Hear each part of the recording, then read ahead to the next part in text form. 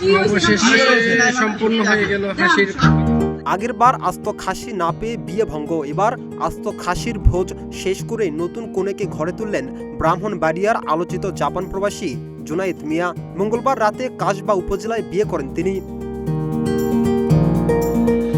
ছড়িয়ে পড়া ভিডিওতে দেখা যায় এবার কনে পক্ষ বরের সামনে আস্ত খাসি রেখেছিল।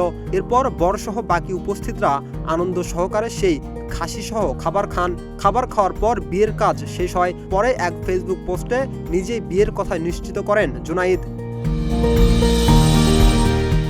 এর আগে একই জেলার আখাউড়ার তোলাতলা গ্রামে বিয়ে করতে যান জুনায়েদ মিয়া। সেখানে তার খাবারের আয়োজনে আস্ত খাসি না রাখায় তর্কে জড়ান তিনি। পরে তার সঙ্গে মেয়ের বিয়ে দিতে অস্বীকৃতি জানায় কনের পরিবার। পরে বিয়ে না করেই ফিরে আসতে হয় তাকে। এই ঘটনার একদিন পরই অন্য মেয়েকে বিয়ে করলেন খাসি কাণ্ডে আলোচিত জাপান প্রবাসী জুনায়েদ মিয়া।